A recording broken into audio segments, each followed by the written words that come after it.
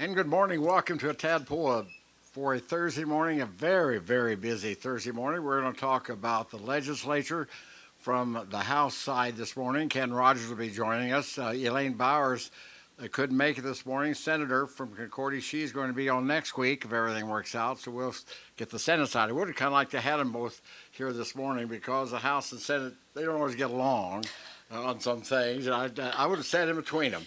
No, there's no problem. Elaine and Ken get along great. So Elaine will be on with us next week, and we're going to be kind of beefy this morning a little bit, talk with Jimmy Joe. She's back from Washington. I'm going to see if she brought back any inside information on what's happening in the swamp back there. And also, let's see, we're going to strategic planning meeting is coming up. Also, maybe Cody Miller and Anna Strimmer, they have a phone conference, and if they get through with that, they'll come over and talk about some things. Nick Poles was on last week talking about the Amazon, how local business can combat Amazon and this type of thing on the internet, and that's a meeting coming up in Rooks County in Stockton. That's being sponsored by Economic Development from both Rooks and Phillips County. Let's see. I'm feeling someone else. Who knows? Angie Wells will probably stop by. Maybe the mayor will stop by to put in a plug as we're about halfway through the month on the surveys we're taking. Anyway, it's a busy morning. We do appreciate the fact that we can come in here and do this on a Thursday morning. Flowers here. I thought it was for Mother's Day, but kind of Mother's Day, but also it's a graduation for Mackenzie's graduation ceremony that had it last Sunday. All right, Jimmy Joe, hi. Hey, how are you, Tad? Good to see you this morning. Fine. We're going to talk about beef. Of course. May is beef month, but how did the Washington visit go? It was really good. It was really insightful. I think we got a lot of work to do. It's always exciting to go to Washington, D.C. and get to share my story about what we do on the ranch and about, the care that we take in growing a safe, abundant food supply. And it's so funny the looks that I get from some of these folks that are removed from agriculture when I tell them that I feed my beef the same family, Sure. my family the same beef Right. that they feed theirs. And Right. they act so surprised, like I have a special beef that I feed my family, and then Sure. we market something else. So really, we all come together around the table because we all eat. Sure. So agriculture, and particularly beef in this case, should be really important to all of us because we all eat. Yeah, beef is what's for dinner, right? Absolutely, absolutely. And lunch and maybe even breakfast if you will. Well, anyway, so it's amazing. You talk to congressmen. Is that what you do when you go back there? Yeah. So this last time when I was in D.C., they weren't in session, so we did not Sure. have Okay, meetings. But did some work with the Animal Ag Alliance when I was there, and got to hear some really great speakers. It was really interesting to talk trade. Undersecretary Ted McKinney for Ag or Foreign for Trade and Foreign Ag was really positive about what trade looks like from kind of a global perspective for the United States, and how demand for beef is up. China wants our beef, and he was really positive about the possibility of a trade deal, and so that's exciting. As producers, we pay into the beef checkoff every time we market an animal, and that money goes to help increase consumer demand for beef, and so it's kind of neat to see the fruit of those labors, if you will, Sure. and making people more aware of how safe and nutritious beef really is as a part of their diet. Right. And there's nothing better than steak. I'm going to give Applebee's a plug. I was in Hayes Tuesday night. I had to take someone down to the hospital, and on the way back, I'm going to stop in, and I had a Bourbon Street steak. I think it was sirloin, and I had one and it was really, really good. I'm not giving, well, I guess I am giving a plug, but it was very good. The potatoes, everything along with it. I said, man, this is really, really good. And we're really fortunate here where we live is that we have access to beef that they maybe don't have on the East and the West Coast, just because we're so close to the source. And, it's interesting to me to go have a steak back east as compared to the steak that comes out of my freezer. And so I think if they could have the opportunity to have the steak that you and I have, it would be different. A steak here, I think it was $12.95 or $13.95. A steak in New York, that would have gone for about $60. Yeah. Yeah. and not as good, I don't Yeah, think. well, and it's just really interesting as I visit with those people back east that they're really interested in how we grow that food. Particularly that millennial demographic is just really they want to know where it comes from. And we hear about the marketing campaigns for organic or grass-fed beef or this or that, but really I think what the research is showing us is that consumers just want to know where it comes from, and when they can put a face with the product of where it is, it makes it I don't want to say more attractive, but it makes it more real, if you will. Okay. So. Well, there in New York City, there's a chain in New York City, Tad's Steakhouses. Was it named after you? Yeah, I don't know. You've been there several times. Maybe they were waiting on you. It's funny, Tad's. I went in there one time and got a steak, and they grill it in front of you. People really like seeing that, Yeah. You can see it being fixed, and they serve it and all this. But no, I had a steak in California one time. It was all grass fed. Well, different, isn't it? Yeah, I mean, it is. It and is. I'm all about food choice. I mean, Sure. I want people. We're so fortunate to live in the United States where we have so many choices. Sure. But when you look at the nutritional difference between grass-fed and grain finished, Yeah. there's not a whole lot of difference. Yeah. You give up some taste, I feel like. Sure. But really, at the end of the day, it's all about having food choice. And we're Sure. really fortunate to live in a country where we do have those choices. Right, That's not the case all around the world. Well, but- no, it isn't. It isn't for sure. So, anyway, okay, let's talk about the big month here, the Checkoff. Man, there is lots going on with Beef Month. I was in the bank the other day and I was visiting with Bev, and they're doing a drawing for some beef bundles down there at Farmers State and giving away beef snacks to customers that come in. So that was kind of fun to see going on. Farm Bureau's doing a drawing for some beef bundles, and I know the Walker's doing some drawings for some beef bundles. The And tennis club had I think the tennis club here had a drawing for beef too. so lots of that, lots of that going on. But yeah, you'd kind of referenced the Checkoff, and like I said, the Checkoff is a voluntary program that funds research. And something that's really impressive to me is, the Beef Checkoff or the beef organization as a whole. Our research has to be peer reviewed before it's published, and from the Kansas level at least, we have a registered dietitian and some nutritionists on staff that their sole job is to develop nutritional, healthy recipes that utilize beef based on the research. And so that's really exciting to me, and I'd shared some resources. I don't know if I did it last week, and I know I shared some with Rachel again about just what those Checkoff dollars do, but also some really great recipes that you can find on beef.org that are super easy, because if you're like me and you've put in a full day and then you go home and you chore on the ranch, the last thing you have time to do is really cook. And so sometimes just being able to throw those together in a hurry is really nice, and it's a great resource that, hey, I've got beef. Well, what's for dinner?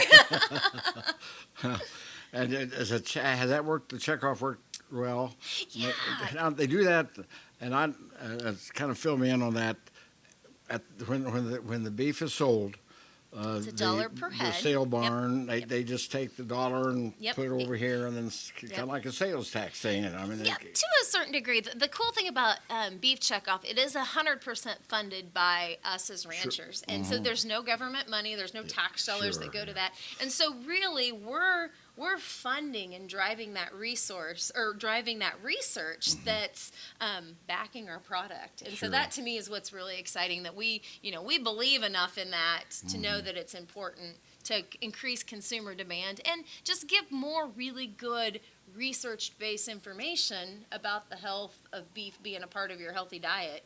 I was doing some reading the other day that, people want to shy away from red meat when they're on a diet. Well, I mean, I tell you what, when I have a balanced diet and I have my beef in it as part of my healthy diet, I feel better. And, weight loss, it becomes an easier thing. And beef can really be a part of that. There's so many. You ought to take all these TV announcers and writers and so on back east and kind of clue them in, because they get on and they have no idea what's going on. Well, and I think we kind of as a society tend to want to chase fads as far as diet is concerned. Yeah. And really, we we need to be balanced. We need to be balanced and have a good, healthy approach. Yeah, if you ate a T-bone 3 meals a day every day for 50 years, it may not work out. Just like eating a Big Mac every day for 50 years may not work out. But if we're making it part of a balanced diet and we're thinking about our overall health, beef definitely plays a role in what it looks like to have a balanced and healthy lifestyle. Okay, well, so the Checkoff, and it's a voluntary thing, and it goes in, and the work that's done comes back, and obviously it helps the ranchers and everything. Yeah. So driving demand for beef at a national and an international level, funding some of this research I've been talking about that have yielded new cuts of meat. The flat iron came out of the research that was done with the Checkoff, and so that's an example of kind of those Checkoff dollars at work. All of a sudden they had a new cut of meat, didn't they? Yeah, exactly, and something that was marketable and tasty, and maybe even just a little bit more affordable than what your traditional cut would be, and still has really great flavor and really great texture. Sure. So. Yeah. Question. Now I've got to put you. You're gonna put me on the spot, no, Ted. What's your favorite?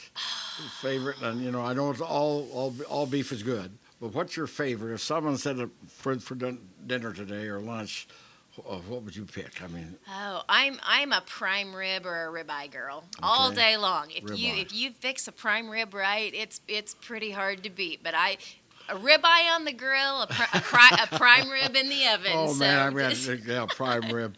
At Manhattan, they had a restaurant down there that had, and you don't see the porterhouse very often. No, you don't see those real often anymore. I love the porterhouse, but you don't see it much.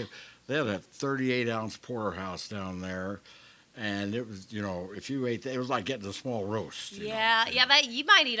We'd probably eat off of that for a day or so, or I'd eat off of that for a day or two at my house. Once again, all part of that balance thing. Yeah, get a doggy bag of that potato, which is another. Always get a kick out. It used to be a doggy bag. No one ever admitted that they took the food home to eat, right? From the restaurant, it was always for the dog. Well, it's not that way anymore. Most people, get that because you're going to eat it. Why you spend so much for it. So what's your favorite? What's your favorite cut of beef? Well, porterhouse. You like the porterhouse? Yeah, porterhouse, or I like ribeye. Yeah, those ribeyes are pretty hard to beat. And you know what? On the T-bone, one of it is this, and what's the loin is the other half there, and. Isn't it? And I really like the loin. Yeah, that's good. Yeah, that's some that's good stuff. What they make filet out of that. Did they make the filet out of the loin? Or? No, I think the filet comes somewhere else, and you're going to put me on the spot here because I'm not a meat science person. I should really double check that, Tad, so that I'm not on the spot. Because it's really tender. That's really it. It is. It is. Good flavor, but and having stew meat and having hamburger, man, that's just so easy to throw together when you get home after a long day. The increase of pressure cookers and the use of crock pots sure make my life a lot easier. I like to get stew meat and put it in a crock pot and put all the stuff in there and cook it for about 24 hours, and it's nothing. That's really good too.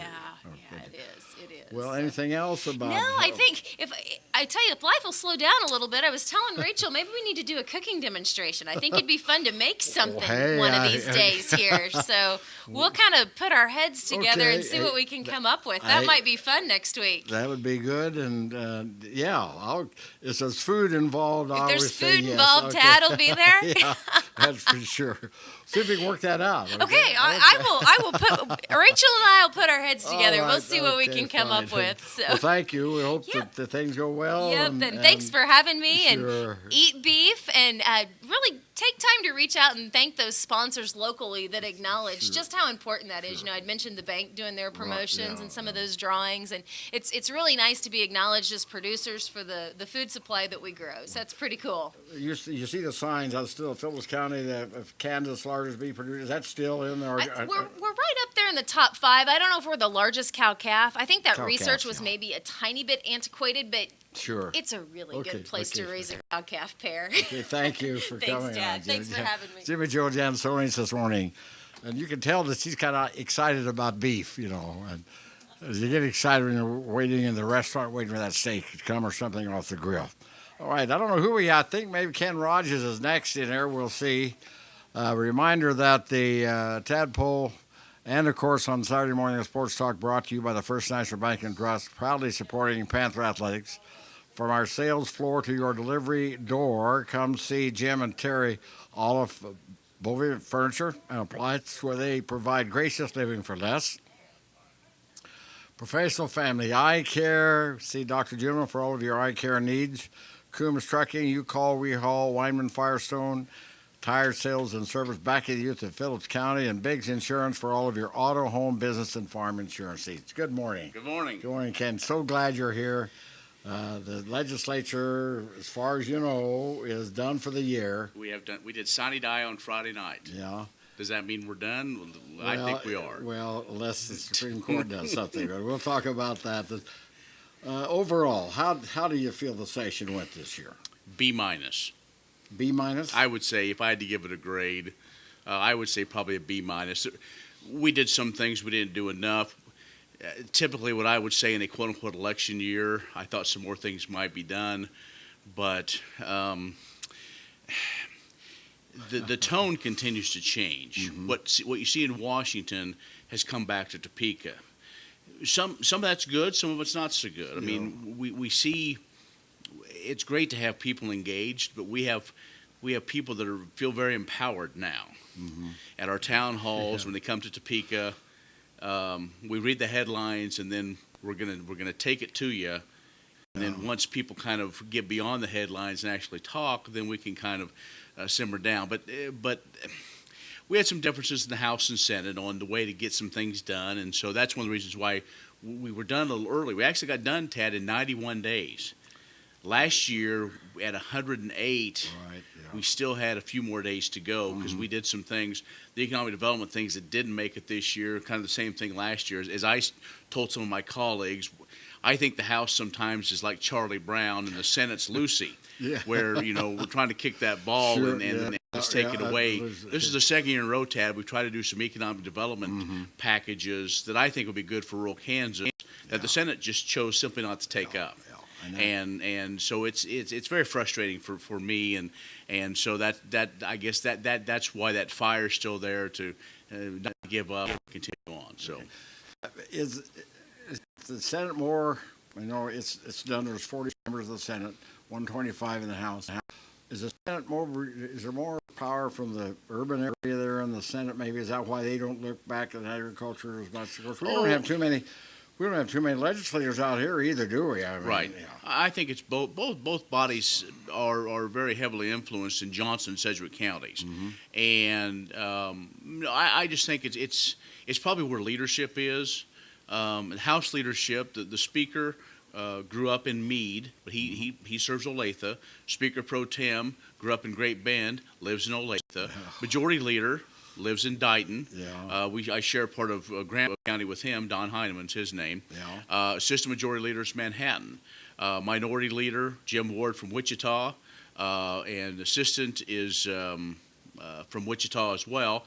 And so I think maybe sometimes I wouldn't necessarily the rural interests get left behind, but sometimes you have to learn that art of compromise, which I've had to learn more, and so. But I think what happens is you have to give a little to get a little, and I think in today's world, people still don't like that. And we talk about schools or whatever, and I go and talk to folks, and try to be just honest with the way things are.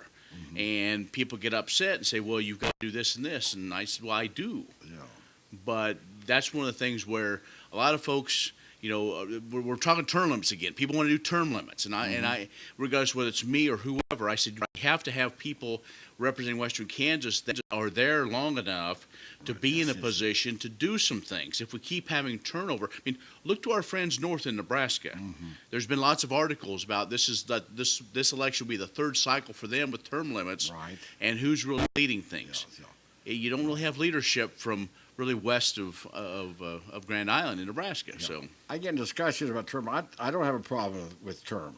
The longer you're there, the better. And someone said they do have it.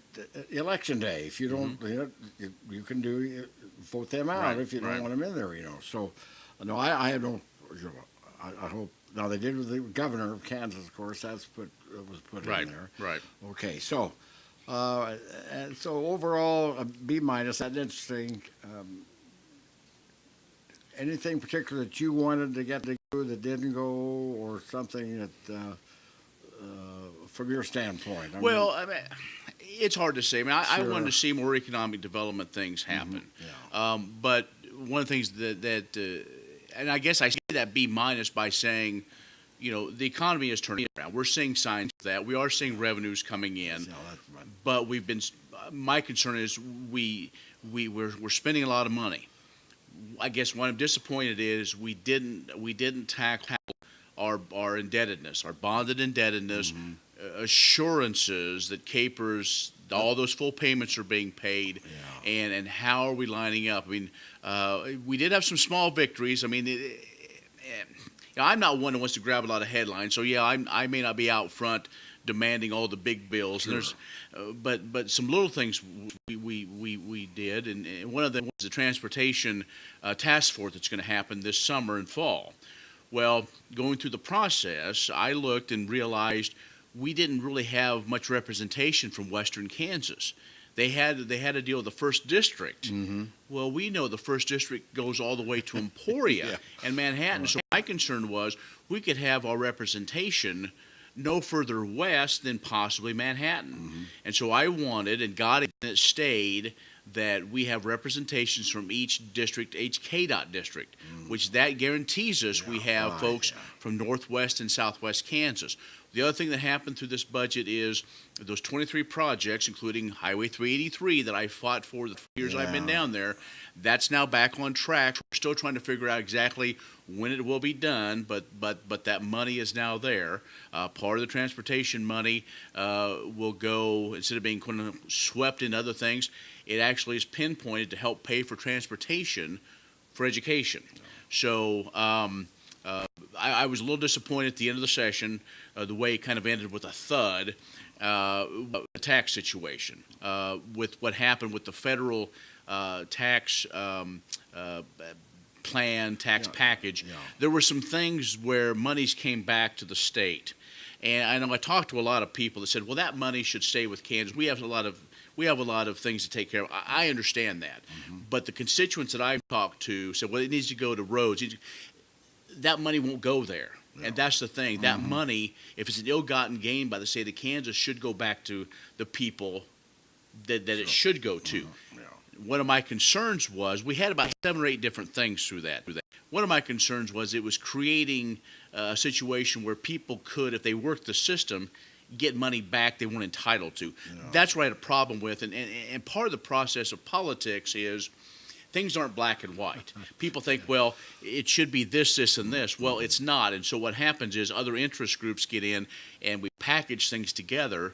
And so what do you do? Do you say yes or no?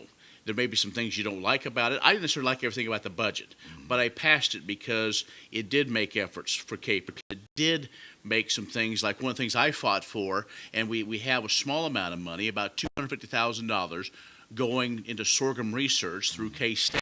It's part of the Department of Ag's budget, but we finally got that. We got money for water, which I've been vice chair of that committee. We shepherded that through, and so those are some things that we have some people down there that ask and add money in the budget, and they don't vote for it. And so, I mean, it's one of those things, you may get a knock, but sometimes you have to push the green button, Tad. You always can't push the red button. Okay. The action you took last year obviously has helped, because every month the tax is up and up and up, and so which helps getting through. And we won't get into all the brownback years and all that. So that looks good. Now, what about what you've done on school finance? You found that, and I don't understand what happened. It was a 96 million. 87. It was supposed to be 82 million. It ended up being about 67 million. Yeah. What happened, the way I understand it was, and I had some conversation with the folks and we're very happy. They said, well, why would you vote for that? You didn't do the right thing for small schools. I'll be honest with you, to vote no would have not been part of the solution. Okay. Did it help those that are losing enrollment? It didn't, but that was the best we could do. Sure. Some say, well, it should be more. I know Mr. Roop and others say we got another $1 billion. Yeah. Well, where's that? We don't have $1 billion. We're not going to raise taxes. The only money that's left is that possible not make that Capers payment, which will be a long-term payment down the road. Some of the discussion, Tad, is if the Supreme Court rules that this plan is unconstitutional, the governor calls us back into a special session, one of the things we'll talk about is that constitutional amendment to say, courts, you're out of the situation, which could cause some angst, but we still don't know. But that's one of the things, and so I guess in the big picture, the money the House had is what we ended up with, $525 million. The Senate had a much lower number. No senators voted against it. Some said because that was already too much or not enough. I would have liked to seen probably. My assumption was we would come together somewhere in the middle, and then have a little bit of a bargaining chip. Say if we did come in with $400 million, yes, it was going to be less, but we've got 3 years back in the late 2008, 9, 10, whatever. We're trying to make up for. I don't know if that's ever going to come back or not. To be quite honest, we can talk about it, but I don't know. And that's the thing of trying to make that up without. With that, because I don't think we as a body had the political will to go out and raise taxes again. And it's just, I just don't see that happening, because the next place to go will be property tax, and that goes back to the local level, and everybody is screaming about that. So I don't see how that happens. But anyway, that's kind of where we are. One of the things we did restore most of the cuts to the Regents institutions, and so another tax thing we did, Tad, was something kind of unique, which I'm not sure exactly where it's going to go. We all love the state fair. And one of the things that came, and I'm not sure we can talk about this or not, but no, that's fine. But with the tax, the sales tax is generated on the grounds of the state fair. The state in the budget is supposed to give about $300,000 or so, $350,000 to the state fair for long-term projects. Well, that hadn't happened for a number of years, even pre-Governor Brownback. And so with that, they came up with a proposal to say, let us keep this, because we're kind of a pseudo-government agency. So based on sales tax of people buying things at the state fair, other things, the Mennonite Relief Fund, anything that generates sales tax revenue would stay within to help that. So it goes, I think, 10 years to see if that really is working or not. My concern is, can other state agencies or groups, say like the Regent schools, come and say, hey, you did that for the state fair. Could we at K-State, any sales tax revenue at K-State or KU, can we keep that for our building funds? And so what's that going to mean? And, I had a professor in college in public finance and everything, and he said that the tax on gasoline tax, he said that's a fair tax, a use tax. A lot of motels put extra sales tax on to help with their, so just to kind of help them out there. And I know one of the questions I did have was on what was going to happen to the fair. Okay, inside information. What do you think the Supreme Court's going to do on this school thing? I'll put you on the spot there. I would say it's 50-50. Okay. I have said all along that we'll be back for special session. I don't see anything we do this first time out, the Supreme Court's going to say, we agree. So that being said, I want to be proved wrong, but some of my legal friends say they almost have to do this. So I would say there's probably three different scenarios. One, they come back and say this is absolutely unconstitutional and go back to work. And I don't know what we'll do. I think we'll stare at the wall for a couple of days, and then what'll happen is we'll find money through capers instead of making that payment, which is a terrible way to do business. Yeah, because that money's been put in there. Exactly. Well, no. Now the money's not been put in there yet, but it's there ready to go in. I see. Okay. Because with capers, it truly is a lockbox. Once you put money in capers, you can't do IOUs, you can't do anything with it. I think that's misunderstood. Yes, absolutely it is. That when we say taking from capers, we're not taking from capers. The payment isn't being made, but it's invested enough, and the folks there have done a great job with our returns. It's been really astronomical the last year, 18 months, which is really surprising to a lot of people. So anyway, the three scenarios are: one, they'll say it's unconstitutional, go back to work.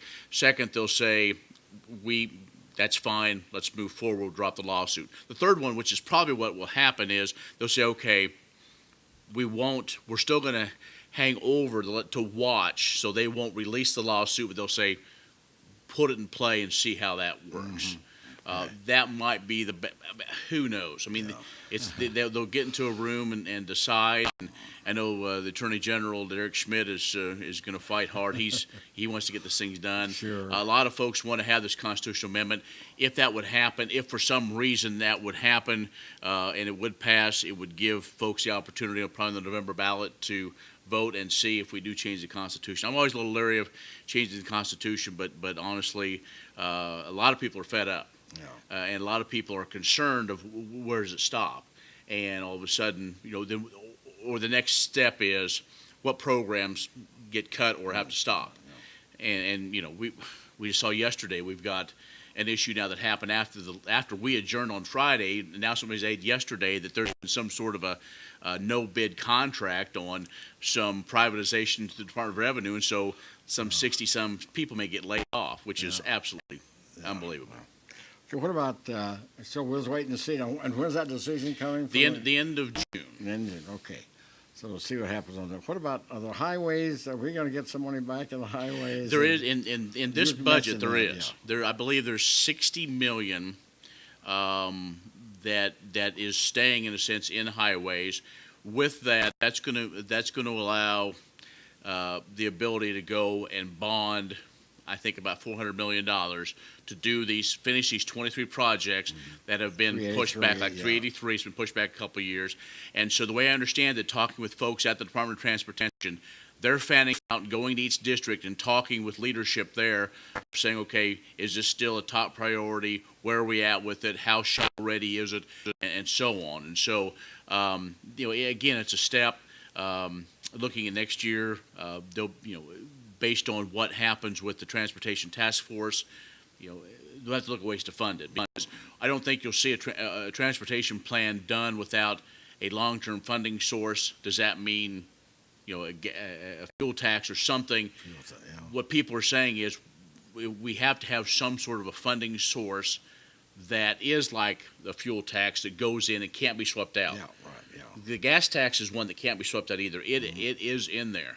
But as we know, as people get more efficient cars and do other things, electric cars, and we just don't have the collections that we have. And the president, a year ago, the president come out and said we want to do this infrastructure thing, and he floated that 25-cent national gas tax. And, you look at the pump down the road, and I traveled around a bit yesterday, and in Phillipsburg, we're about 10 cents higher than just a little bit further east of here. About I think 8 cents higher than. But Hayes, I was there Tuesday, and their gas is higher than Phillipsburg. Really? Yes. Well. By 3 cents. Well, it depends on where you look. Sure. And there's very misleading signs on some of these. It says gas $2.64.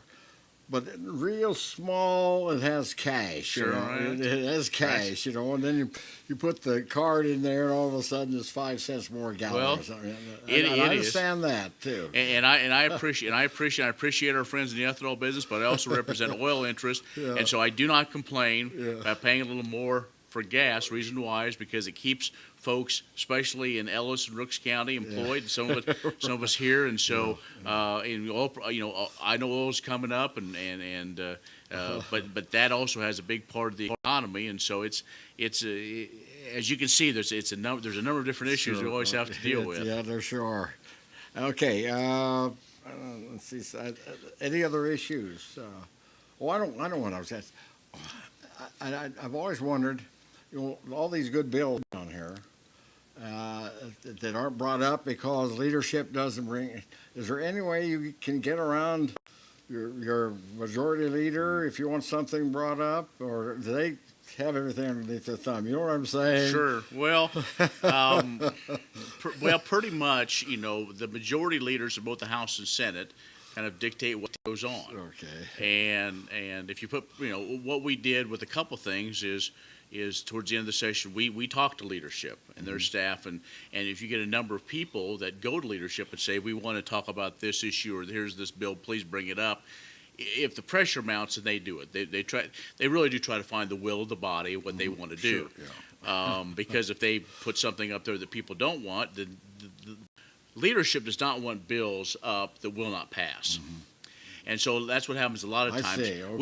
We think that, and that's one of the situations we went into for bills out here, and that's why I'm very cautious. I don't like to use the word or the phrase Western Kansas. I use rural Kansas, underserved, and because that's a broad area, and I do that because sometimes when you start having that battle east versus west, well then people quit listening, and so. You have, again, that's the art of politics that sometimes people don't like. Is sometimes you have to go build coalitions. One of the things was the Ad Astra Jobs program. It passed in the House now twice. It got up on the last day. It got up. I went down and talked about how important it was to serve rural Kansas as a way to bring outside dollars. We have programs for in-state dollars. We had out-of-state dollars to bring in and invest, bring companies in, and so on. Senate added some things that would be beneficial to Johnson County. Well, we didn't like that part, but they didn't like our part. And so we passed it, sent it over to them. They, in a sense, put it at the shelf. They adjourned, went home. We were having the tax bill failed 59-59. We had, I think, 6 people gone. One was in Washington, D.C. with his kid. One was at the K-State graduation. One's wife was having surgery. And I'm trying to think who the other 2 were. One was actually on his way back, and then and one was hiding. See, we do, which I don't really like that, but we have somebody called the Rabbit, and what they do is when they know you may be a little short or it's going to be a close vote. People, I don't know who these people disappear, are. Right? They do. All of a sudden, they go, and then I don't know where they go. If they leave, if they hide somewhere, I don't know. But when that happened. See, they claimed I wasn't. Actually, what I did is I had heard it was coming, and I wanted to have some ice. So I got my cup and I went out and got some ice. Well, then by then they'd done the call of the house. They'd clocked the doors up and everything. They wouldn't let you in. Well, no, they did. But so I came around. All these lobbyists are watching the TV screen. And it's all quiet, and I walk around. They said, "Are you it?" I said, "No. No, I just went to get some ice."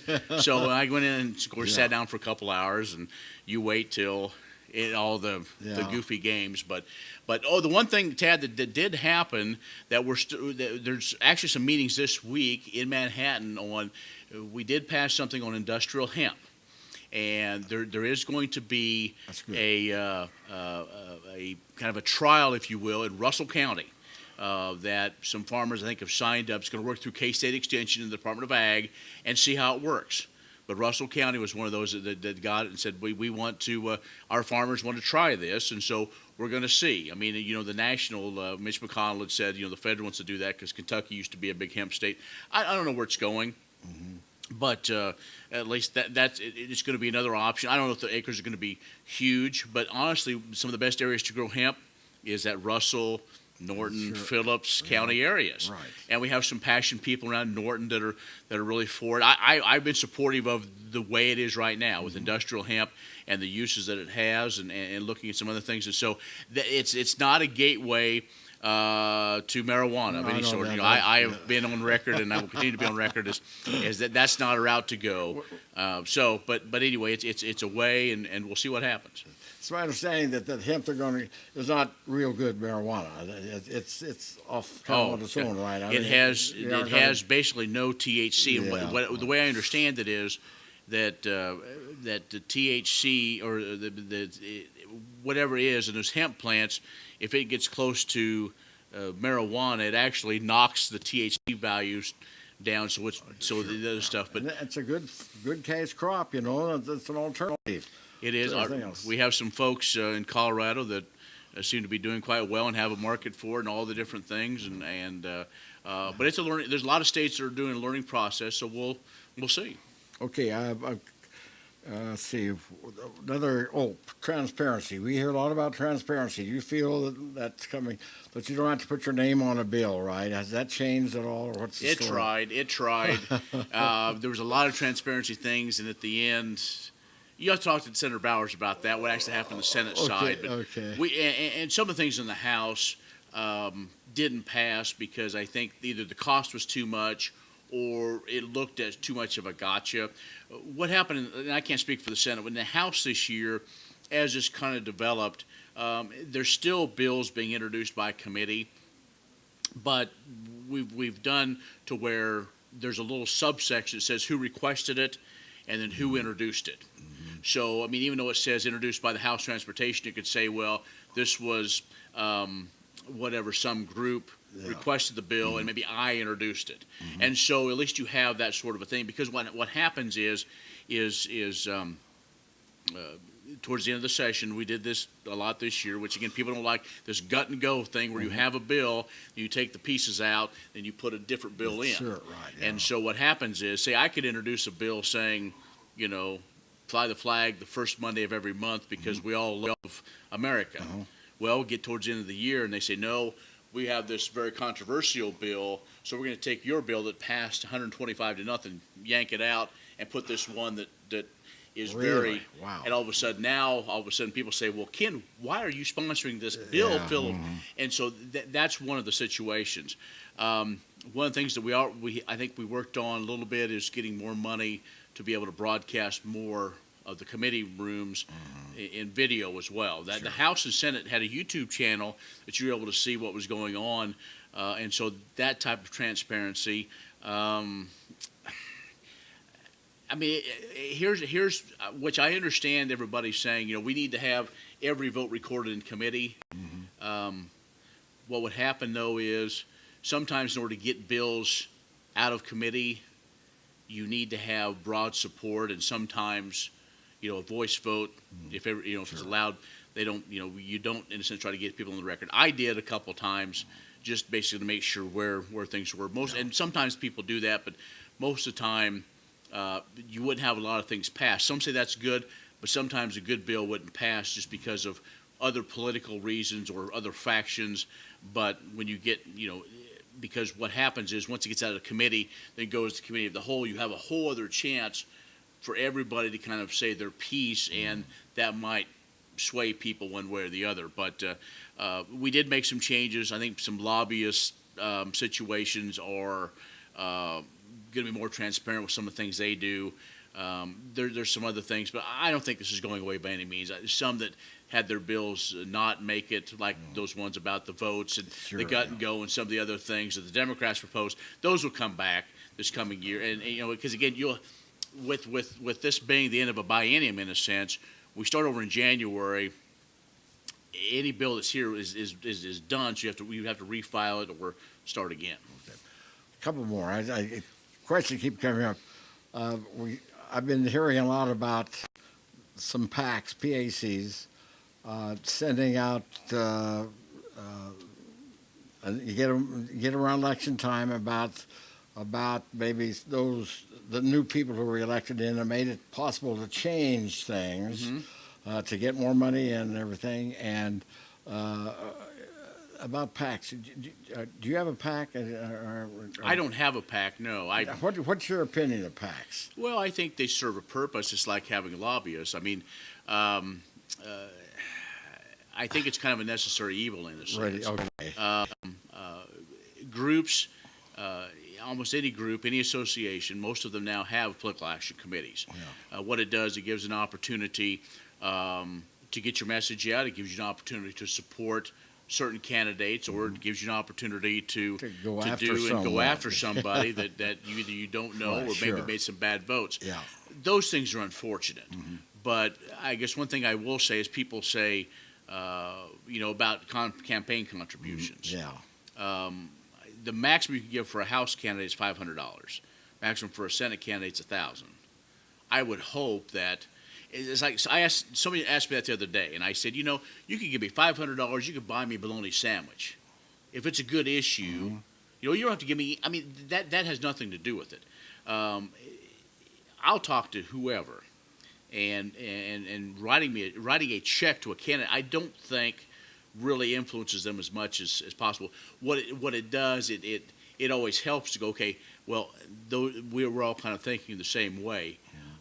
at least in my 3 years, I've never had somebody say, vote this way and you'll get this, or That was my no. next and question, whether it it- has any impact. If I give we- you X amount of money, will you kind of help me with what I want to do here? That may happen in D.C., but honestly, it doesn't happen in Topeka, as far as I know. Sure. And there's as far as dark money and outside influence. Yeah. I mean, those may happen, but very seldom would it happen in, say, a race out here. I mean, we.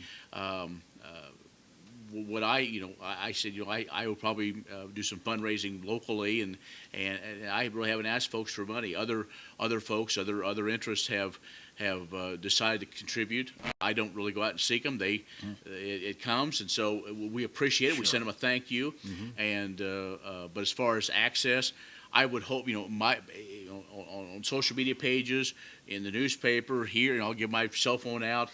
People can call me anytime. It doesn't matter if I know you, if I don't. Even if you're not my constituent, Yeah. I would talk to you and give you as much time. I always tell people, if you can't find me, always come to the Presbyterian Church down here across from the grocery store in Phillipsburg Yeah. on Sunday On Sunday mornings. morning you'll be there, and okay. you'll find me, and we can have a conversation. I've got your cell phone. You put Yes, it on absolutely. There's Tad Yes. again. What's he want? Yeah, I know what I do now. So. Okay, one final. Did you? And I missed this, and I kind of followed it. Can a 3-year-old run for governor now in Kansas, or was that changed? I know that was up there about having a limit, age limit. It'll be 25 as of July the 1st. Now we did get that passed. There was a lot of consternation, and I'm not sure exactly why. There was a young man from New York that paid his filing fee, came out here the other day. I guess he had a campaign rally that nobody showed up except the media. Yeah. So, and the Secretary of State, I believe yesterday, came out and said they were going to do a test, or I think there's 3 panels, the Lieutenant Governors, Attorney General, Secretary of State meet and determine if they're actually eligible. I don't know where that's going to be. We Phillipsburg 8th graders were in Topeka last week, and somebody asked me, "Hey, can I run for governor?" I said, absolutely. Yeah. I mean, you can. We've had some people this week file. I mean, probably good people, but it's a little, if you haven't already kind of been out there, yeah. or this rally of, well, I'm not a, people say I'm not a politician. Well, once you decide to run, you become one. That's the thing. It's like, well, I'm a business. Right. We're all business. We're all something. Sure. Yeah. And so it's always kind of interesting. But I think anybody that wants to run should, and give people the opportunity. But this job is it's not something you take lightly. That's what to me it kind of makes a travesty to have your dog file. I mean, that's a travesty. That's like, to me, it's like when you vote, you're right in Mickey Mouse. That you just wasted your vote. I don't. If you don't want to vote, don't vote for anyone. But writing in all these stupid things. Well, it's interesting. What I like to tell people is, you don't like what's going on. You want to do change. Well, change starts in the local level.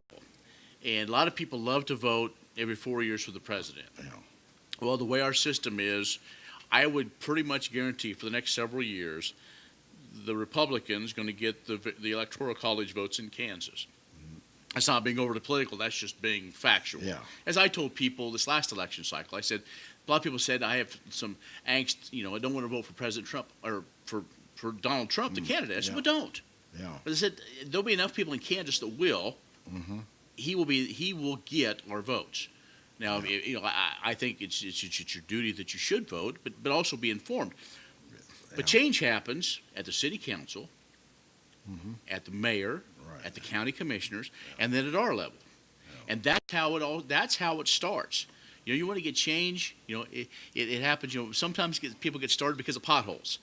Well, I get frustrated, so I want to be on the city council because of potholes, and then all of a sudden, and then as it goes and grows, look at a situation like Nikki Haley, who is now the UN ambassador, was former governor of South Carolina, was a state legislator, President Obama, a state legislator, U.S. senator, Mike Pompeo now. Here's a guy from central Kansas that is almost a heartbeat away from the president, in his mid-50s, and He's in you know, North Korea meeting the president, you know. and here he is, and so it's just one of those things where you just never know, but it's exciting, the people involved in the process.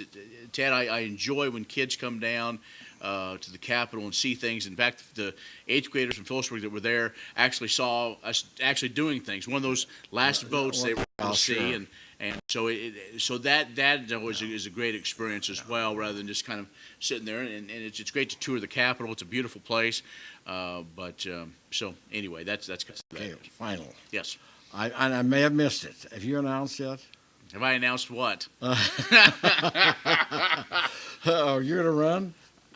And have you announced that? You yet? have not missed anything yet. Okay. No. All right. Good. All right. Well. And the filing deadline is the 1st of June. Okay.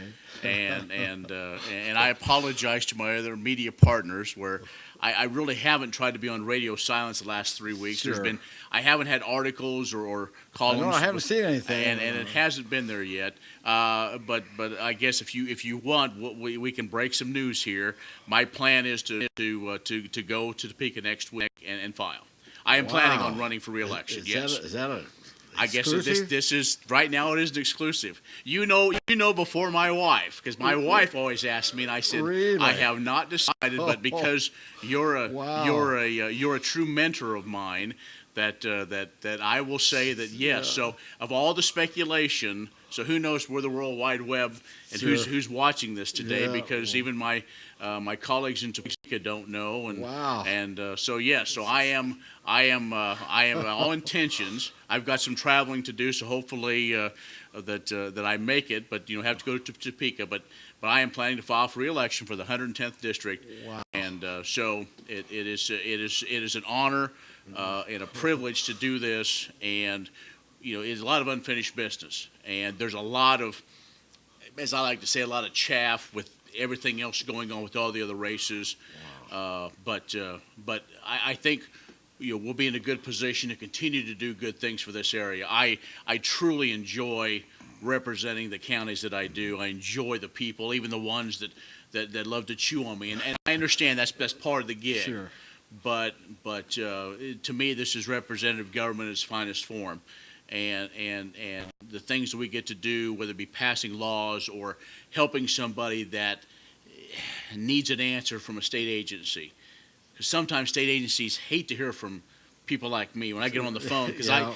and usually we can get an answer or something solved within a couple of days. Mm-hmm. And so those are the things that it's truly a service to the people. And I hope I have done a good job. And it's something I truly enjoy. It's a passion. And like I say, my phone number is, I'm in the book, but as well as my cell phone is easily accessible. You can probably search it there. It's 785-302-8416. People can call me anytime. And he always answers. He always answers. If I'm Well, doing you something can, else, I'll yeah, call I right back. understand, But right, but no, I will. So there. I guess it's out. Wow, So, man. So now I have to call my wife and say, guess what? So She won't be watching. She said, "What?" Anyway, Ken, I've Thanks. enjoyed through the years and everything. It's always been special to be able to talk with you and follow what you're doing, and everything. well, could say- the other thing too, what people don't realize is you're in now a palatial studio. Yeah, I know, isn't this nice? This is quite something. So it's a good Thanks, big Rachel, stuff. for that, and, Absolutely. and for letting us. So you heard it here. Wow, that you're going to. Congratulations, and I'll let you get on your way. And I right. do appreciate you coming on this morning and letting us know about what's going on Sure. in Topeka. Well, now I have work to do since you forced my hand, but All right. I'm there's no better place to do that. So Okay, thanks a fine. lot. Thank Good you. to see Thank you. you again. Ken Rogers. You heard it here first there. So who do we have? Okay. All right, we'll have Nick and Morrison. Okay, Wes Hall has stopped by, so we visit. So that's it. He's going to run again. So that's kind of neat to have. That's really exclusive to have here on the Tadpoll. Wow.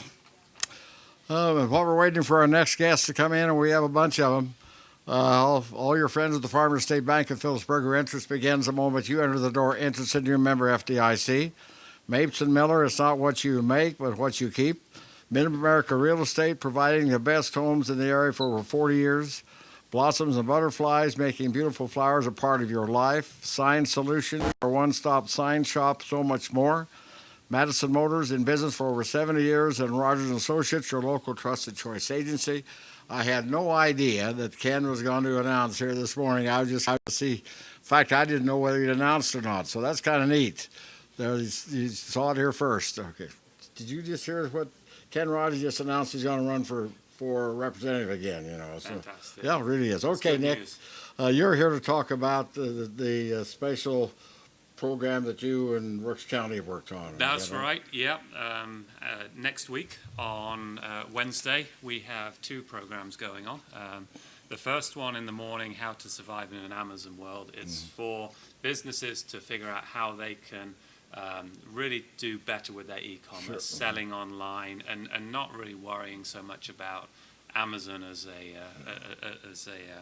barrier to them getting good sales online. Okay, and it is, you know, that's very important. Now, you hear about that, a lot of people who have department stores and so on are filing bankruptcy. I mean, That's big right. names through the years, because that's one thing, on how to combat that. I guess bottom line, how to combat it. Right. And the thing about the department stores is they're being attacked from both ends, because it's not just the big people like Amazon that are hurting them. It's also the small entrepreneurs that are selling small quantities online, and that's hurting them too. So And a lot of those have gone that way because that was the competition, right? Exactly. Yeah. Exactly. So a fantastic project there. It's on Wednesday from 9 till 12 p.m. And to register, you can either go on phillipscountykansas.com or just call us at the PCD office and we'll put you down. There is no fee to attend.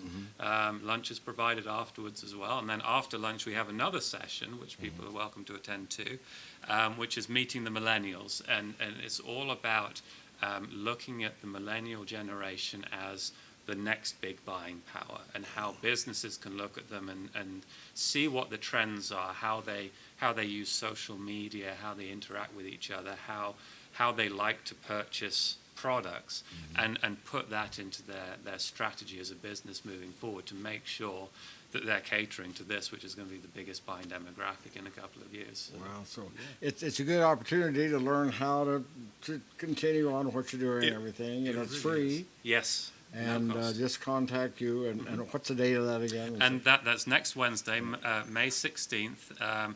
That one is at 1 till 4 p.m. Okay, and this is in Stockton. Yes. Were you gone with the Rooks County? Yeah, we did a partnership with Rooks County Economic Development and Network Kansas, which is a statewide organization.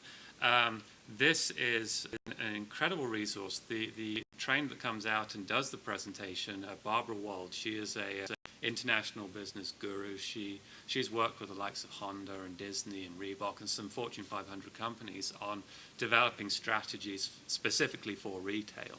And so to bring someone like her to our part of the world is fantastic to provide this opportunity. Having it underwritten by Network Kansas, they've generously helped with the funding for the project. We just wanted to provide it to not just the people in Phillips County, not just the people in Rooks County, people from neighboring counties, because if we can help businesses boost their revenue, boost their trade, maybe grow, bring on new employees, then we're doing the region a great justice as well. Sure. So yeah, there's no cost. You can come to one session, you can come to both, come to the lunch. It's a fantastic day. How's it? Are people applying for it? Or how we've got quite a few registrations so far, and we don't have a cap on it. So if you want to come, we'll gladly accept. If you're looking out there, want to just get some ideas on how to keep going and how to do better and everything. That's a great idea. Yeah, it's going to be a good event. Okay, do you have anything else? I do. We actually have just released details of another workshop that we're putting on. Okay. And this one is on Thursday, May 24th, and we're doing this in conjunction with the Community Foundation and Fort Hays Management Development Center. we've got a professor from MDC coming up to do a social media marketing workshop. Now, in the past, we've done some specific workshops like setting up a Facebook business account or such like. What this is, it's more of an intermediate step. It's how you can use Facebook, Twitter, LinkedIn, even doing company blogs to make your business presence more out there online. Okay. So it'll look at current trends, how to create engaging content, how to build your brand and get followers to your brand, and looking at different metrics for measuring how effective your social media is. Show you how to start, how to do it, and all this, and get your, I guess, an app and all that, and how. And I don't know all that. Yeah. I suppose to be successful on Facebook, you have to have an app, I suppose. Well, you have to be able to have a on Facebook account. You have to be on Facebook account. But, I don't understand how that works. It's using all of these different platforms to create your brand, and very fortunate as you know. I mean, we've PCD has partnered with the Community Foundation recently on bringing really good personal and professional development opportunities to the community, and this is one that people have been asking for. So joined in with Morris on this one. So again, free of charge for this. If you want to attend, either contact PCD or Morris at the Community Foundation, and again, we'd be more than happy to take a registration and see you there. And again, lunch is provided on this one too. Yeah, Morris is supposed to be on this morning. Yep, he's right out there. So, so it's all right. Well, it's great. And again, the meeting next week. Is there a deadline on that?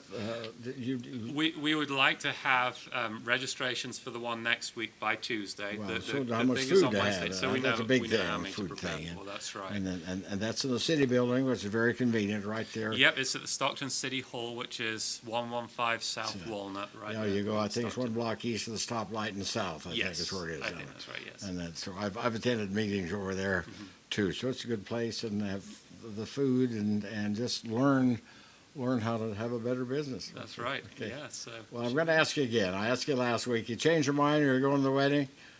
No, I won't. No. Well, they want $50,000 to do that. You know. Well, that would be nice. Yeah, yeah. It would be much cheaper for me to fly home to my parents' house and watch it on the TV over there. Well, But and I was watching. You know, all our networks are going to be over there. The morning shows are going to be over there. I don't know. Maybe it is a big deal. You know, not being from. Is it a big deal for you? Do you feel is it very important? You know, I feel that it's important. I mean, I am a monarchist, and I think very highly of the royal family. But you know, all the pomp and circumstance that goes with the weddings, I feel can be a little over the top sometimes. But it's all part of the tradition. It's all part of the tradition. That's it, tradition. Step on it. So it's and you know, and I don't know. They have the parliament over there, so. And somewhere along the line they became more of a figurehead, I think. But the people of Lincoln love their king and queen and their royal family. You know, very much so. So it's important. I'll tell you an interesting fact while I'm on here. The Queen of England was born on April 21st. Whatever year it was, I can't remember now. It was exactly the same day that my grandmother was born. Wow. And on, I believe, their 60th birthday, the Queen of England invited every lady from England that was born on the same day to Buckingham Palace to have tea with her. So my grandmother had tea with the Queen of England. Wow. As they shared the same birthday. So that was kind of that has to really be special. Yeah, you know. She's been a good queen, too, you know, and everything. And it's changed from... You know, Wallace Simpson and all that from now, you know, where we could have a commoner, so to speak, you know, can marry. So it's okay. Exactly. Well, Nick, thanks again for coming on. We hope more people get this and also the social media marketing workshop. That's very good. Thank you. Thank you. Nick Pohl's with us this morning from Phillips County Economic Development. We do appreciate Dick coming in. A reminder also that the program brought to you by Phillips County Health Systems, Olive Bovey Memorial Chapel, Stephen E. Rust, your State Farm agent, Sonic Drive-In, like us on Facebook to see our Sonic deals, Phillipsburg Chamber and Main Street where the roads are paved with opportunity, Farmers and Ranchers Outlet, J&R High-Vac R. More sponsors making it possible to We had an exclusive. You hear about that? No.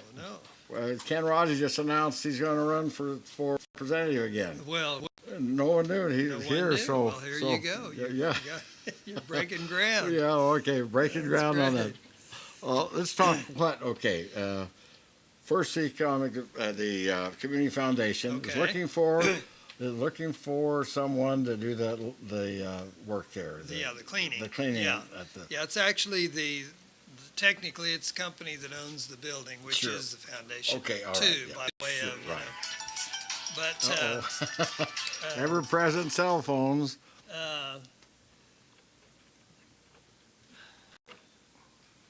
the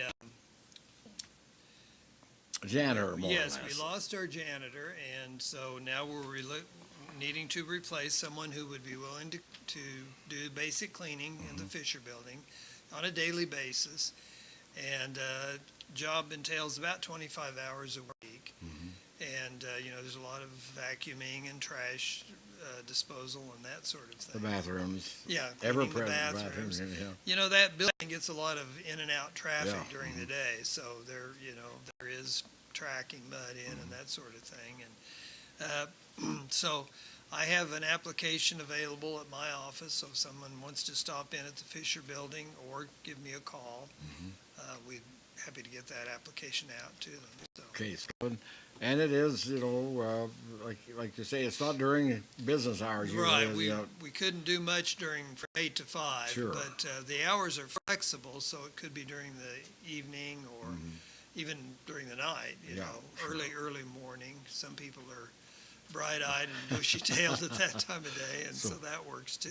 And it's sooner than later, isn't it, too? Yeah. We're looking for someone. Yeah, we need to get we need started. someone yeah, right now. Yeah, we're going to try to conduct Stephanie had to take the trash out the other night.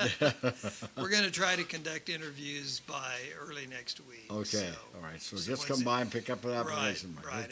I have them posted in my door, so if Okay, I'm not if you there, aren't you there, can they still can- get one. Yeah. Okay, all right, very good. All right. So but Okay. that was not why we were originally going to have you. We were talking about strategic planning. Right. There we go. Strategic doing. We meet again this next Monday night, and I'm really excited because we're going to have updates on the 6 work groups, see what progress they've made, and there's going to be a formation of 3 new groups. So we're really moving forward, pushing ahead. So Betty Johnson will be back with us again to facilitate everything, and so I'm sure she's going to be anxious to see how Phillips County is coming along and how we compare to some of the other counties around. It's an assessment thing. I think she'll see how things are going. Yeah, progress report, update kind progress, of a yeah. meeting, yeah. So that's next Monday night. Are you still taking other people to come? Can We anyone come to certainly, that? oh, absolutely, yeah, at 6 o'clock at the basement of the Fisher Building. We will have some light refreshments.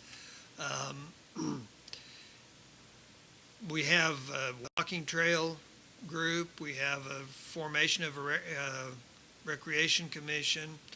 We have a housing assessment work group. We have one that's county commissioner, city government communication improvement Millenniums, project. the Millenniums. The Millenniums, that 35 and younger kind of sports complex. that's a new That's one. a new one, yeah. Sports complex.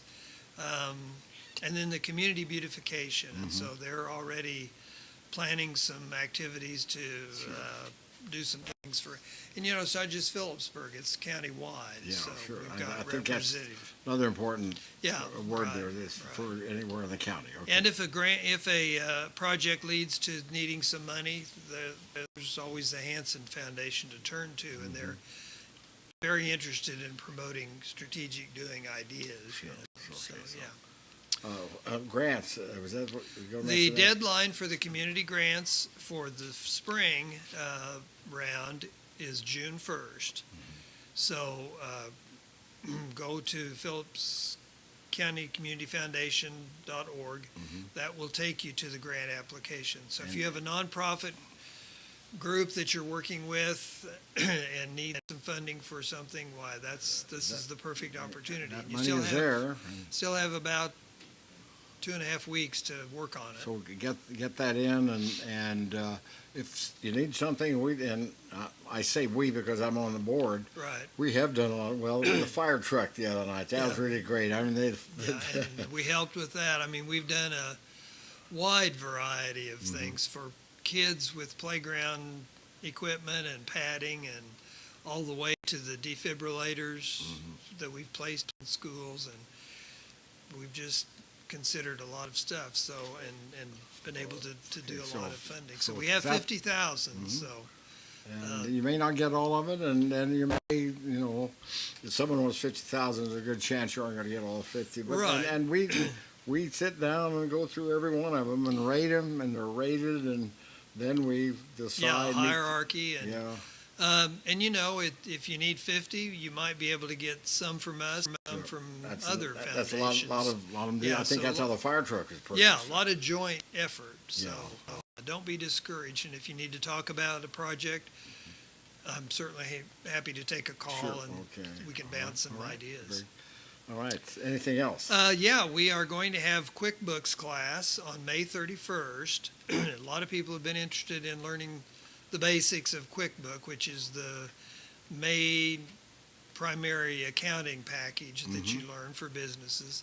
The lady from the Small Business Development Center out of Colby is coming to present. So that'll be from 10 to 2:30 on May the 31st. And Okay. lunch will be provided. And then if one that is Microsoft Word, and that will be June the 14th, and that's going to be an evening session this time. And this is the very basics of word processing. So if you need to know more about using your computer more than just an email, or if you want an improvement in your promotion or job application to update your resume, this will be a great way to get introduced to that. Has anyone ever done anything on phones? Not how yet. to use We've it? had that suggested. I one would time. suggest for me. Yeah, I know how to text and email and Yeah. call. That's about it. And there's- right. every once in a while, I didn't know it did that.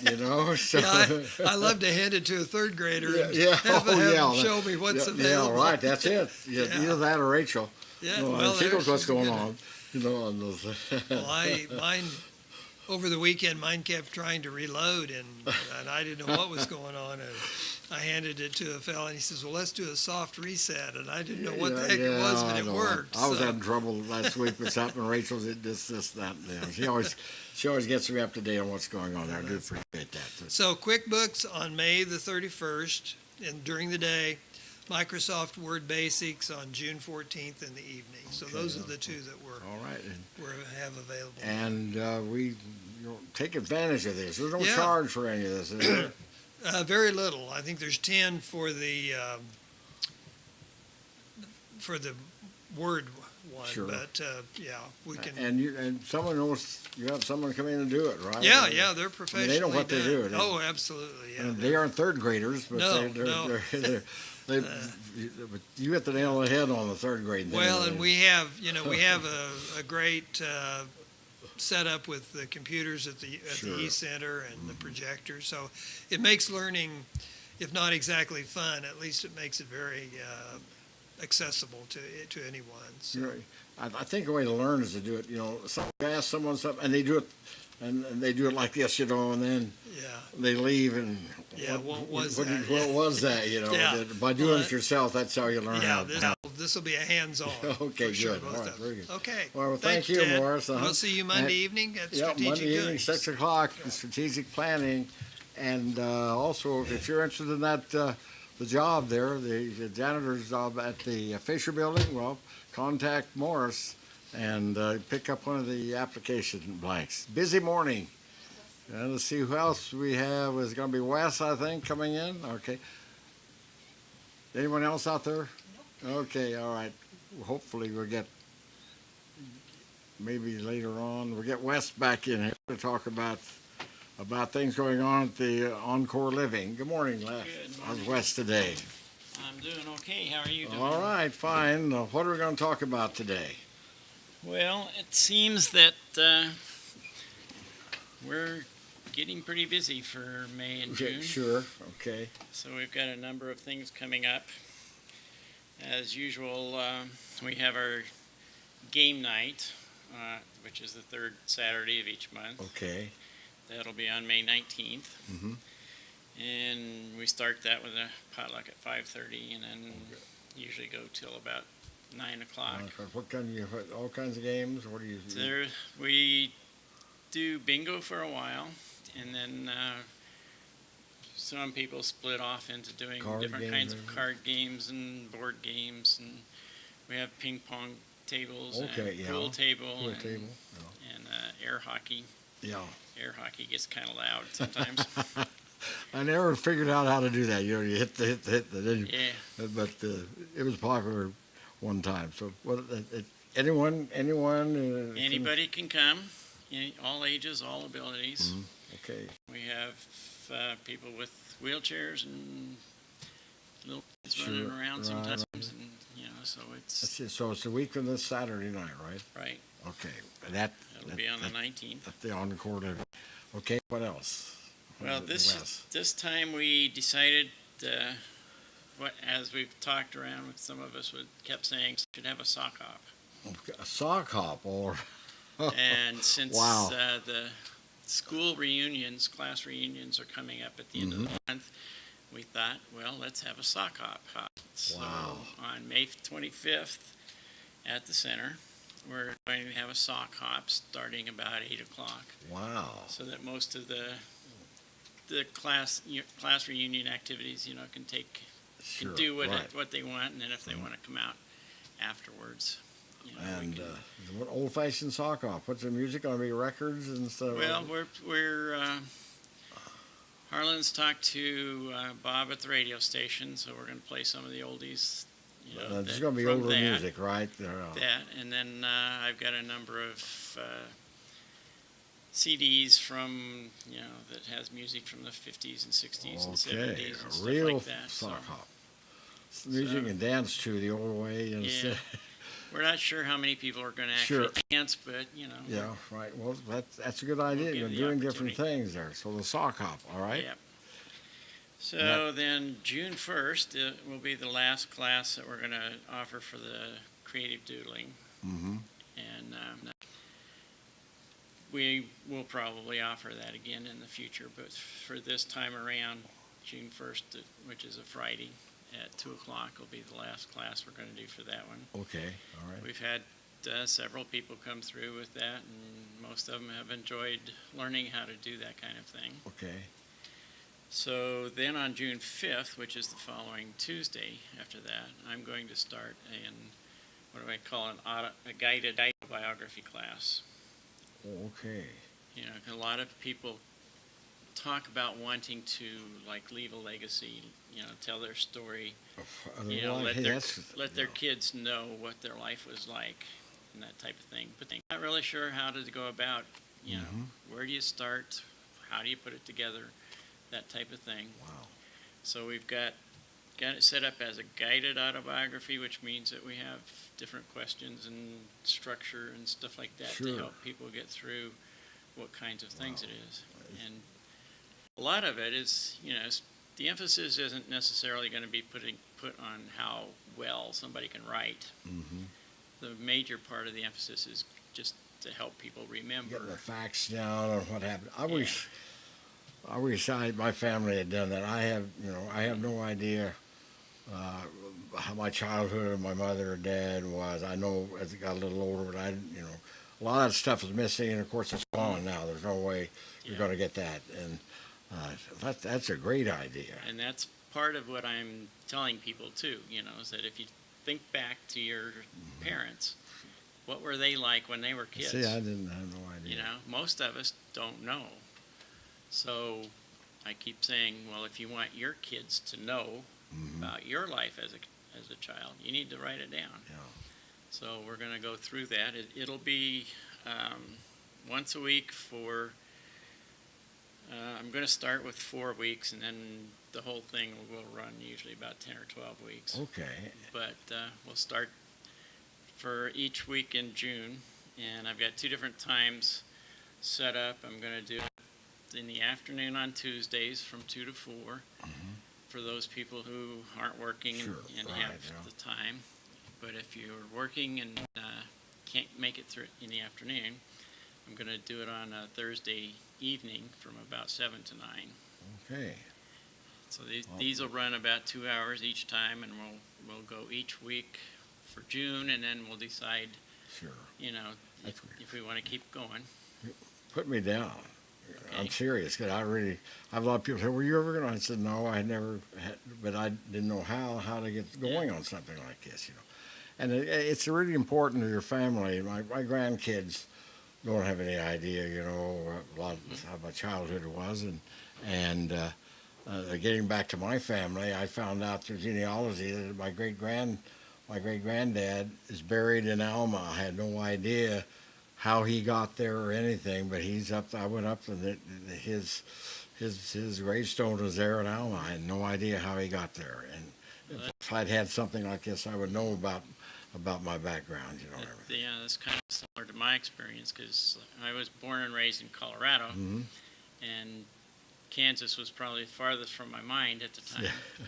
So we moved out here a few years ago, and I figured that the only relations I had was that my sister and brother-in-law was living here at the time. Yeah. But as we started looking into our genealogy, I found out that my great-grandmother was born in Alma, Wow. See, and I had no idea that yeah. was the case. Yeah. And that my great-grandfather, when they met, they got married at the courthouse here in Phillipsburg. Wow. And you had no idea. And I had no clue whatsoever. Well, So those are some of the things that we can that's find amazing. out Okay. Well, I don't know what's probably be a Tuesday afternoon would be better than, but about. Okay. you've got me on June that. 5th. Yeah. Okay. All right. And then on June 23rd, we decided that as the Encore Living Committee that we're going to have a picnic in the park. Okay. Yeah.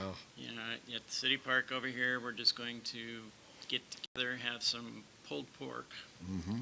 for food, and offer some, you know, snacks and drink. And if anybody wants to bring anything else, Okay. That's my they next can- question. Someone could bring a dessert or something. Yeah, Or, if they want to have some add-ons or something Sure. that goes along with it, Yeah. we can do that. And it's just a time to try to get together, Well, you're busy. just to have fun, Yeah. you know, and to play some games and stuff out in the Sure. park, maybe. Wow. Okay. And those are the scheduled types of things that we have set up right now. We are trying to we're still looking for interest in some other things to see, like the walking program. I think I came to talk to you about. Right. Yeah. We didn't have too many people show up during the day that we set because it was raining that day, so Yeah. we figured there weren't too many people wanted to walk in the rain. Yeah. But we're still interested in trying to, you know, put together some times to maybe go to some of the different lakes Sure. or state parks or Yeah. different places like that, and just have an outing. And so we're trying to see if we can get some interest in that, see what people would like to do. Okay. So, and another thing that we've started, we had a couple weeks ago, we had instruction on how to play pickleball. That's And- getting to be a pretty big thing. I hadn't seen the court out here. The other night I made a special effort drive out by and look at the pickleball. That's great. We Yeah. had several people show up for that, and so we're just trying to see, you know, if we can keep the interest going Sure. and maybe set some times each week, you know, that you know somebody's going to be pickleball, there, so yeah. you can play that type of thing. And then I started thinking about the Senior Olympics, because Senior Sure. Olympics has a lot of different activities Right, and stuff. And the reason I was thinking about that is because, you know, I was finding with pickleball, if you're working with people doing some type of organized activity, you can often get better exercise than if you're just, you know, somebody says, go take a walk. Right. Yeah. Sure. You know, so I started looking at some of the other activities and stuff, and like with the Senior Olympics, they have badminton and bowling, cycling, golf, horseshoes, pickleball, race walking, racquetball, roadways, race, which is like a 5K and a 10K. Yeah. Mm-hmm. They have shuffleboard, swimming, table tennis, tennis, track and field. And then they have team sports like basketball, softball, volleyball. So we don't expect, that we're going to find people that want to do all of these things. But Would they be eligible then to go to? I know they have a national thing if they did real well. Or how do you plan on just having for Phillips County or anyone in this area? How do you plan on doing that? Yeah, right now what we would like to do is just see what kind of interest there is, and maybe get some of these activities started, and then if we get enough interest like that, we can start thinking about going to the state meet and Sure. If you qualify there, then you can go on to the national. Yeah. So The state meet this year is going to be in September. That'll be held in Topeka. okay, well, that's a good idea. The next national meet is going to be next year, Mm-hmm. summer of 2019, and that's going to be in Albuquerque, New Mexico. So if you do well at state, you'd make eligible to go on down the line. That's great. Okay. So we're just looking for, So who would have interest in doing some of these things. See if we can contact get you some if they're things. interested in running Right. or pickleball or anything like that, tennis. And, Yeah, I'm going to be the official contact person for Okay, that, all right. and I can give you my cell phone if anybody wants to call that. Okay. What's your phone? What's your number? 785 785 302 302 0910. 0910. All right, and And- you're the commissioner, right? And I guess- I'll sure. try to get people organized as Right. far as Okay. Yeah. what That's a good interest we have in opportunity that. because that's pretty popular on Salina. You Salina paper. They do it down there. They do a lot of senior things down there where they have that, and they play up pretty good. They have some good times and good sports down there. So that's a good opportunity. If if maybe you look back a little ways, what's the age on that? You have different age groups, don't you? Is that how that's done? Yeah, I didn't look at the official ages on it. I'm guessing that it's probably like 50 and up, but Yeah. But then I think they have 50 to 55 group, and then maybe Yeah. 55, something like that, where they don't expect a Yeah, 50-year-old or 80-year-old to compete with a 50-year-old, so they have an own age group for them to handle that. So yeah, I suspect that they do that. Yeah. That part I haven't looked into yet. sure. but Okay. All right. Just contact you. What was the number again? 785 302 0910. 0910. If you're interested in that or anything that we've talked about today, just give me Yeah. a call. Okay. And the last thing that I have is that if anybody's interested in helping us out with the Encore Living, Okay. coming up with ideas and help organize different types of Sound like things. you're really busy, and that's a good thing to we're- get going. We're interested in anybody who would like to help us out, Okay. All has ideas for future things that we might want to do. Okay. All So, right. Well, we appreciate you stopping by and sharing all that. And that autobiography thing, that sounded like it fun, and the other things coming up here. And again, it's good that you're getting all those things going for the people here. we keep trying to come up with things to do, and we're Yeah. always looking for more ideas. Okay, all right, very Anybody good. who's Well, got some. All right. We'll see you again here. right. Thanks for coming in, Wes. We Thank you. appreciate it. All right. Wes Hall on Encore Living, all the things they're doing there, and we'll have Wes on again or get closer to some of these things to talk about that. I don't know whether there's going to be. Are they out there? Well, hopefully that Cody Miller, if they got through with their meeting, they were going to come over. Are they out there? Okay, all right. Is Lance next door by any chance? Lance, okay. Well, then we'll throw in the plug. If you live in Phillips County and you got that water bill, be sure you fill in that survey that they're taking. Very important. The community development block grant possibility for the city to get that to help with many of the infrastructure things. It doesn't take any time. What, Rachel? You said 3 questions, something like that. It was really quick. I Real went quick. in and she said this and this Yeah, and this, yeah. and it was done. And it's done, and they find out the need, It has to do with income and all that, or whether the county or the city is eligible for this money that comes from the federal government. It's not, they won't increase your taxes. There's nothing secret that's going to get out or anything. And just help the city do this survey is very important to make the city eligible to get the money. So you have, I think, the end of the month to do it.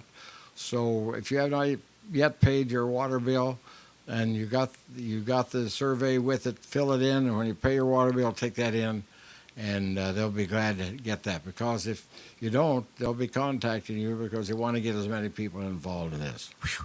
Well, we had a busy one this morning. You heard it here first that Ken Rogers is going to file next week for the state legislature. And we appreciate him doing it here. We found out about it before his wife. And you heard it here first. So Saturday morning on the Sports Talk we have scheduled, we're going to have Keith Sides going to come on, and also J.B. Covington, the track, and that Sides with golf. We've contacted Logan, haven't heard back yet where they'd be here. And also Sean Noodlin will be on talking about some of his experiences in college. And now he's out of college and is working for the Sheriff's Department. We'll talk with Sean about that. And who knows what else might be going on in that. So, again, we appreciate Rachel getting us set up here to do this. We've been doing this almost a year, about 9 months now, haven't we? So it's been a great program, and we have our nice surroundings here to do this from. So we'll see you next Thursday morning when Elaine Bowers will be with us. She is on the Senate side and from the state, and she'll be talking about the Senate. I'd like to have had them here together this morning. It'd been kind of neat going back and forth because there's not complete continuity between. They have their own way of doing the things. But anyway, look forward to Lane being with us next week, and by then we'll have other things scheduled. So you have a good day, a good weekend. Happy Mother's Day to all your moms out there. And this bouquet, I guess you can say, is for you along with the graduates. So we'll see you Saturday morning next door in the bakery at 9 o'clock on the Sports Talk, and next Thursday morning at 9 right here on the Tadpoll.